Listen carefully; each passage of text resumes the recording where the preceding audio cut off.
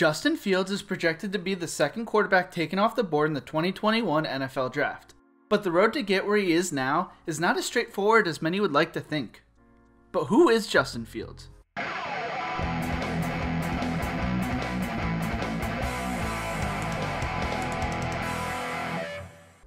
In the Who Is series, I go through the backstories of up-and-coming collegiate and NFL players.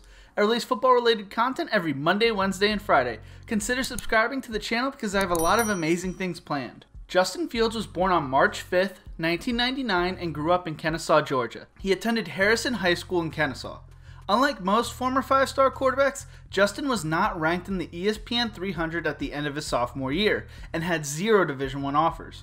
In May 2016, Justin Fields' career would go on a major roller coaster until he got to Ohio State.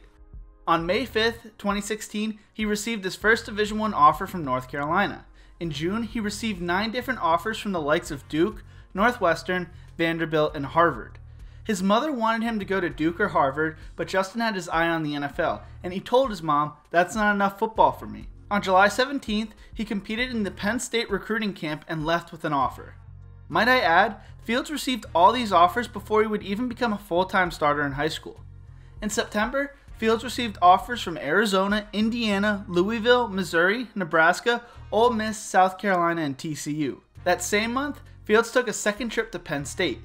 In November, Fields took another unofficial visit to Penn State, as well as an unofficial visit to Georgia, where he left with an offer. Fields finished his junior season with 2,770 yards, 23 touchdowns, and 6 interceptions, while also rushing for 1,176 yards and 15 touchdowns in 12 games. Fields was named the 6A Offensive Player of the Year and First Team All-State. Justin Fields committed to Penn State on December 1st, 2016. He decided to commit early because he was worried he was going to lose his roster spot. That same month, ESPN updated their rankings for Justin's class. Justin Fields went from unranked to 8th overall in the updated rankings. In February, he received offers from Alabama, Oregon, and Florida.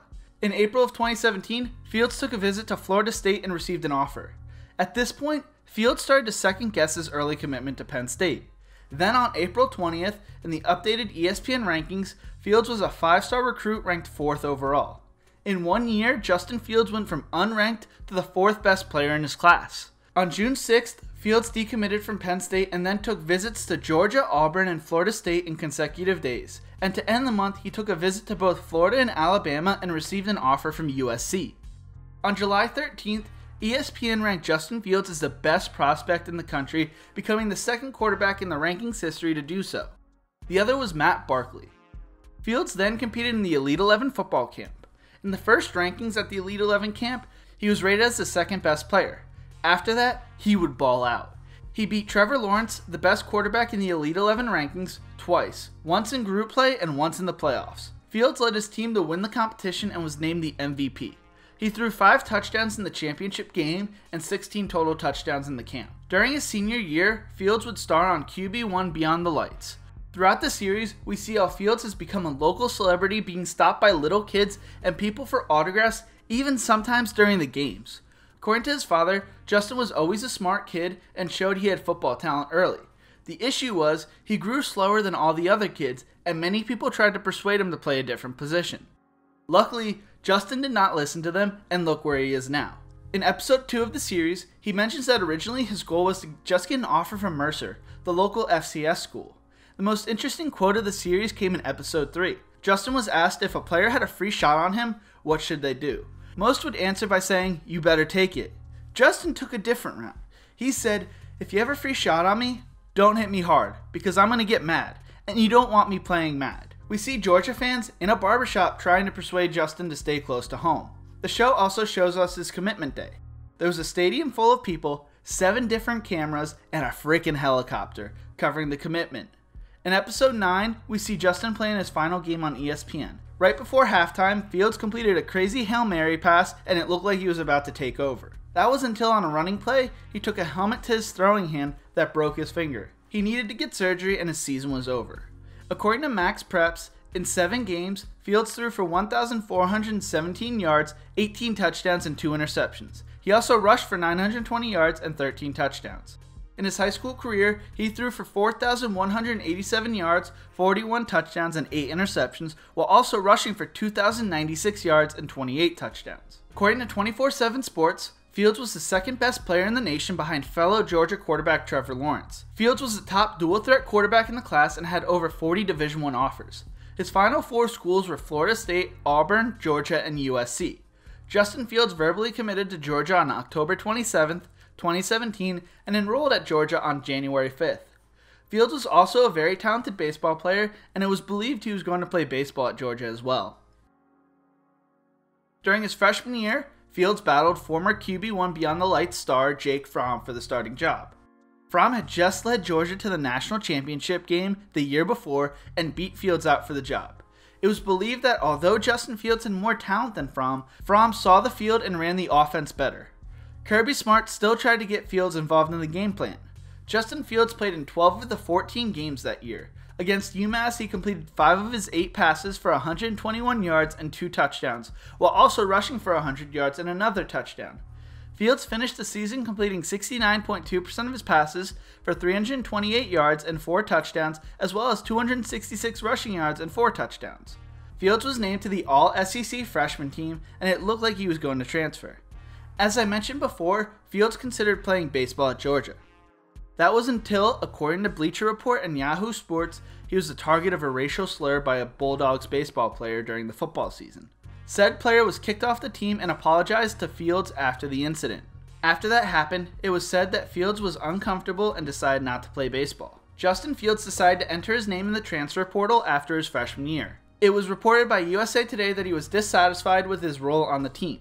While in the transfer portal, he was linked to Florida State, Ohio State, and Oklahoma. He ultimately chose Ohio State. He chose Ohio State because he liked Ryan Day's pro experience, having been a quarterback's coach for the Philadelphia Eagles and San Francisco 49ers. Former QB1 Beyond the Lights Season 1 star and at the time Ohio State quarterback Tate Martell sent out a cryptic tweet that many believe was directed at Justin Fields. It said, "Word of advice, don't swing and miss, especially not your second time." Let's just say that tweet didn't age well, as Martell would transfer to Miami, and, well, that's a story for another day. Fields was granted immediate eligibility and won the starting quarterback role. In his first start at Ohio State, Fields debuted completing 72% of his passes for 234 yards, 4 touchdowns, and 61 rushing yards. Against Miami of Ohio, he completed 66.7% of his passes for 223 passing yards and 6 total touchdowns. Against Rutgers, he completed 78.9% of his passes for 305 yards and 4 touchdowns. Fields continued Ohio State's winning streak against Michigan, completing 56% of his passes for 302 yards and 4 touchdowns. In the Big Ten Championship against Wisconsin, he led Ohio State on a 14-point comeback, completing 61.3% of his passes for 299 yards and 3 touchdowns in a 34-21 win. Man, that game still hurts to talk about. In the college football semifinals, Fields completed 65.2% of his passes for 320 yards, 1 touchdown, and 2 interceptions in a heartbreaking loss to Clemson. Fields completed 67.2% of his passes for 3,273 yards, 41 touchdowns, and 3 interceptions, while also rushing for 484 yards and 10 touchdowns. He became the first quarterback in Big Ten history to have 40 passing touchdowns and 10 rushing touchdowns in a season. He was named the MVP of the Big Ten Championship game and Big Ten Quarterback of the Year.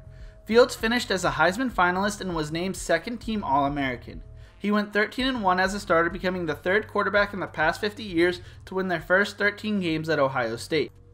Going into his junior season, Justin Fields has 7-2 odds of winning the Heisman, making him one of the favorites. Many believe he will lead Ohio State back to the college football playoffs and to the national championship, having 4-1 odds to winning the national championship.